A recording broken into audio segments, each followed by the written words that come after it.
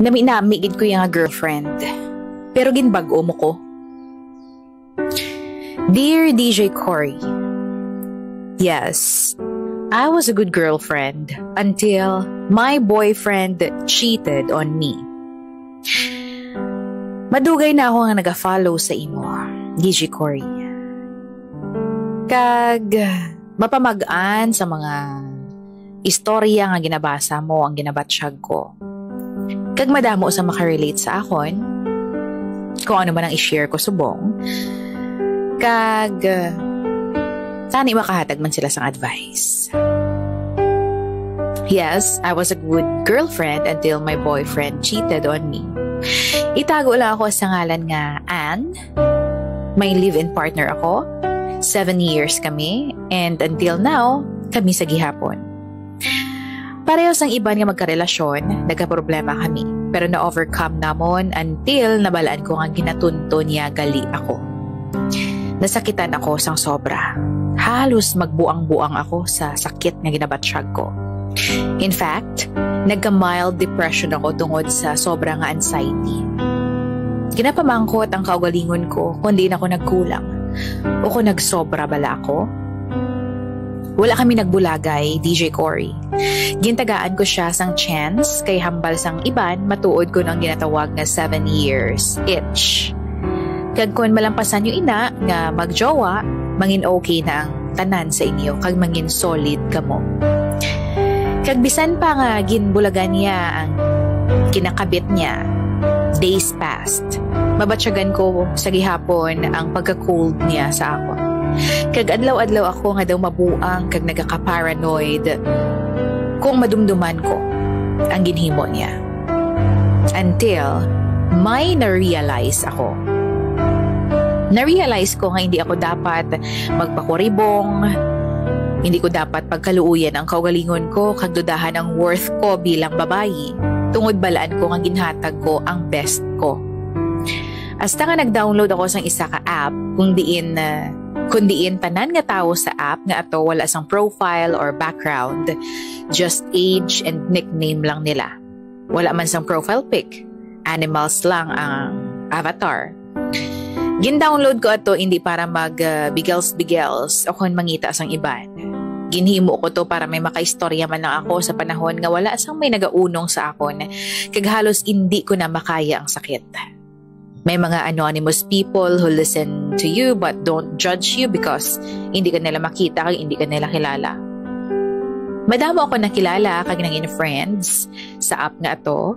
And to cut the story short, may nakilala ako nga tawo nga wala ko gina-expect nga magustuhan ko kag ma-attract ako. Itago niyo siya sa ngalan nga Jay. He's a bully sa app nga ato pero when it comes to me, okay siya katama ka chat. Gina-istorya ko siya or gina-istorya ko sa iya. Most of my story kun nga aara ako sa app. Vibes kami sa tanan nga bagay kag madamo kami sang similarities. Mabuot siya and very thoughtful. Ginpabatsyag niya sa akon nga gwapa ako kag hindi ko kinahanglan mag-doubt sa kaugalingon ko nga worth it ako nga tao. Hasta nga nahulog na lang kami sa isa-isa. Wala ko ginpabalo sa iya. Nga kami gihapon sang boyfriend ko pero balaan niya nga may anak ako. Yes, DJ, may anak ako. Sa umpisa wala ko gin-mention sa iya pero sa kadugayon sa amon nga pag-istorya ginhambal ko na tungod amon na ang nagkakadapat. Bato niya ako, kagang anak ko, pero sa tuod lang hindi kami pwede tungod hindi ko gusto nga mangin broken family kami. Sang tatay sang anak ko. Balaan ko nga sala DJ Cory pero nangin happy ako sa part nga ato nga ara siya. Ginbuo niya ang kawalingon ko nga hindi ko mismo mabuo. Nangin okay kami sang tatay sang anak ko which is ang live-in partner ko. Nagbalik kami sa dati pero sa piyaksang tanan may ginasekreto ako sa iya. Sa tuod lang, hindi nangin kami ni Jay officially. Kag wala ko siya ginsabat. Liwat-liwat ko nga ginahambal sa iya nga wala ako sang assurance nga mahatag sa iya. Pero focus siya sa akon. Nag-focus siya. Ginintindi niya ang tanan nga past kag flaws ko. Ginbato niya ako sang buo. Kag genuine ang pagpalangga niya. Sa tuod lang, kung wala ako pamilya subong, siya ang pilion ko para makaupod sa bilog ng kabuhi ko. Fast forward, ginhagad niya ako nga makipagkita sa iya para magkilalahay na kami in real life. Nagkadto kami sa isa ka hotel, kag dito may natabo sa amon. Gingusto ko man ang tanan. Pero nga a feeling ko, kababoy sa akon kag malain nga klase sang babae. Na-guilty ako tungod ang boyfriend ko nagabawi sa akon kag na-prove niya nga nagbago na siya. Kag ako naman nagabalo sa iya. After pagkitay namo ni Jay, naging cold ako kag nag-decide nga buyan siya. Hambal ko sa iya, ayuson ko ang family ko tungod amo nang dapat kag insakto. Masakit para sa akon kay nahulog na ko sa iya. Days passed, nagbalik ako sa app nga ato para kamustahon siya pero lain nga account ang gamit ko. And since anonymous man, hindi iya gihapon ako makilalaan. Naka-interact ko siya, naging friends kami. Pero di niya ako kilala tungod lain ang account ko hasta nga ginhambal ko siya nga ako ang ka-chat niya. Naging okay na naman kami kag nagbalik sa dati for a few days until nadakpan ako sang boyfriend ko. Hambal gani isang iban, hindi ako na mag-untat hasta hindi ka madakpan. Gani ginuntatan ko siya. Wala ko sang formal nga goodbye sa iya. Gani diri ko na lang hambalon. One time, Abby, DJ, Cory, na-mention niya sa akon nga nakalantawan siya sa imo kag idol ya ka. Jay, salamat sa tanan ha. Ginkumpleto mo liwat ang pagkatao ko nga nangin broken tungod sa mga inagyan ko sa kabuhi. Salamat sa pagbabatsyag sa akon nga gwapa ko kag worthy palanggaon. Don't ever think nga ginhimo ta ka nga panakiputas o kon kalingawan. Tungod what I felt for you was genuine. And I hope nabatsyagan mo ina. Salamat nga gintagaan mo ako importansya bisan hindi manangin kita. Nagsugal ka, bisan balaan mo nga wala ako sang mahatag nga assurance sa imo. Tani, makita amang babae nga para sa imo.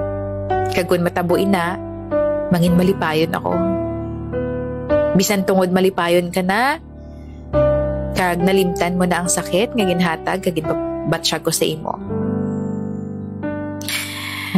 Sa boyfriend, sa partner ko, salamat ha sa second chance. Parehas nato na sakitan ng isa kag isa. Ang importante, naka-learn kita. Mas importante nga, nagabawi kita kag gina-make up nato ng kakulangan sang isa kag isa.